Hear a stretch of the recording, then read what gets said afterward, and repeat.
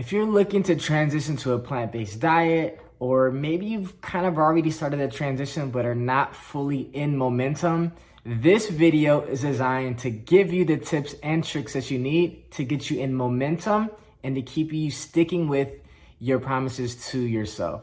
My name is James. I'm a plant-based nutritionist and weight loss coach, and I've helped a bunch of people make this transition, and I'm here to help you too. So the first thing that I would do and focus on is to make sure that you have breakfast on autopilot. What do I mean? I mean, every day that you wake up and you're ready to eat breakfast, you don't need to be thinking and rummaging through your pantry and opening up your fridge and trying to figure out what you're making.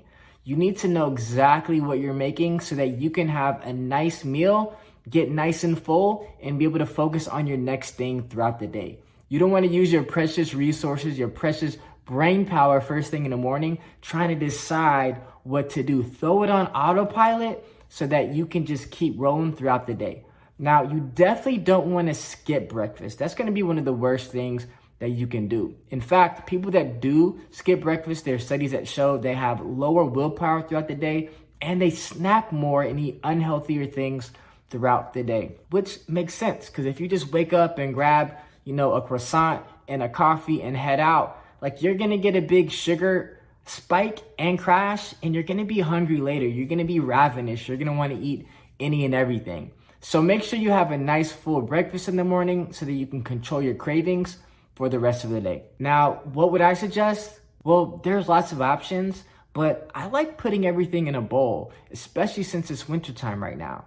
So for me, I like to have oatmeal in the morning. It's very easy to make. You can throw some berries on it and some other toppings, and it's really full and satisfying and kind of warm in the morning. Another thing that you could eat is grits or polenta or cornmeal. Similar concept, and maybe with the oatmeal you want it to be sweet, but maybe with the grits you want it to be savory. So you can easily, saute up some garlic and onions and peppers and create your grits or your polenta or your cornmeal and put it right on top so you have a savory option. Or you can have that sweet as well. The second thing that I would say is to eat whole foods. Now, I'm not talking about the grocery store whole foods.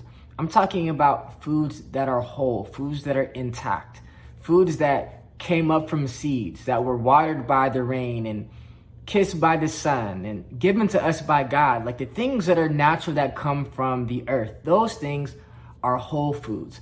And I would suggest that you incorporate a bunch of whole foods. The alternative is a lot of plant-based or vegan processed foods. And the thing about it is big food companies are getting real slick and they know that people want to be plant-based. So there'll be these big companies that make really, really garbage snacks, things that are very unhealthy, very highly processed, and they'll just take a few things out and make it plant-based or vegan, slap a label on it, and it says plant-based. And now a lot of people that want to go plant-based are going to the grocery store and be like, oh, it's plant-based, let's just put this in the cart. But it's really, really unhealthy for you. So just make sure that the overwhelming majority of things that you're eating and you're putting into your body are whole foods, not highly processed junk foods. Things like chips and crackers and cookies. There are a lot of mock meats, a lot of dressings and sauces and ice creams and cheeses and all these different things that are plant-based, but they're not gonna get you the results that you want if your goal is to really skyrocket and improve your health. Now, the third thing that I shared is the third thing in this list of things, but it's really the first thing that you need to be considering, and that is your why. You need to figure out why you're doing this. Like, what is the actual reason? Now, when you think through that, I want you to think through, okay, I want to go plant-based because I want to lose weight. That's great. And if you do it right, you will. However, you need to go a little bit deeper with your why. You should say, I want to go plant-based because I want to lose weight, but add so that I can blank, right? So that I can have enough energy to chase around my grandchildren, or so that I can put myself in the best position to conceive a child, or so that I can go on that vacation of a lifetime and stand on the beach with my bikini, or fellas, just with your trunks and feeling good and confident. So your why is absolutely critical. And I'll give you another tip with your why. Make sure that you write it down. There's a study out of Dominican University in California, which basically had 3 groups of people. One that had a goal but didn't write it down, and then one that wrote it down, and then another that wrote it down and told someone else about it. Now, the one that wrote it, or that didn't write it down, only about 30% of those people accomplished their goals. The people that wrote it down, about 60% accomplished their goals. So it's a huge increase just by writing it down.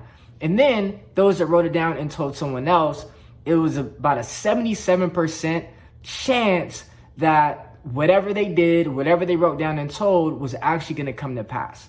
So the cheat code, for sure, know your why, but secondarily, make sure you write it down. And if you really want that boost, write it down and share it with someone else. So they can ask you a few months from now, hey, how's that plant-based diet going? And you can tell them, it's going great. I've lost a bunch of weight. I've reversed a bunch of chronic illness. I have more energy. I feel absolutely incredible. The 4th thing that I would say is make sure that your environment is clean. What do I mean by that? I mean your surroundings, right? Your pantry and your fridge and your freezer, the things that you have easy access to.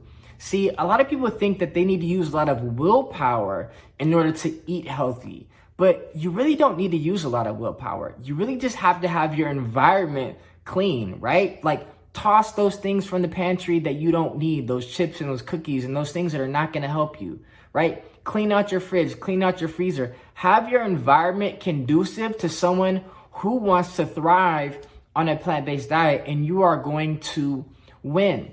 Because here's the thing, you might buy that pack of Oreos and might think, okay, I'm just gonna, have one every now and then. But you look up 2 days after you come back from the grocery store and a whole sleeve of Oreos are gone.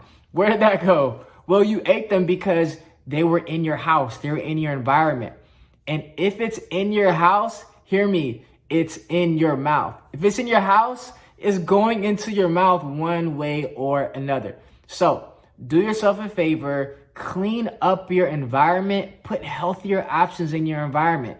Instead of having, a Snickers bar, have a bowl of fruit with some delicious grapes and peaches and cherries and things that are, poppable, just like Skittles or whatever, but they're nature Skittles, right? They're actually healthy options for you. So that's what I would say. Definitely clean up your environment so that you have to lessen your willpower. You will have to use willpower at some point, but don't make it in your environment. Wait until you're somewhere else where you actually need it, and then your willpower will actually be high because it's not worn down by just you being in your house or being in your car or being in your office where you have your junk food drawer, right? So clean up your environment. That's going to help immensely. The 5th thing that I would say is keep it simple. Now you can go online and find all these recipes that are super complicated, that have all kind of things on it. You guys just keep it simple. I like using bowls. Once again, that's the theme of mine, right? Put everything in a bowl. But if you use what I call the Chipotle method, you are going to win. Now, what do I mean? Well, when you go to Chipotle, you walk up there, they give you your bowl, they put rice in there, you put fajita veggies, I get some black beans and some pinto beans and some corn and some lettuce and guacamole. You can put a bowl together in your house, right? You can just make sure you have a base, which is some rice or potatoes or whatever you like, and then add some veggies. You may want to add some tofu if you want.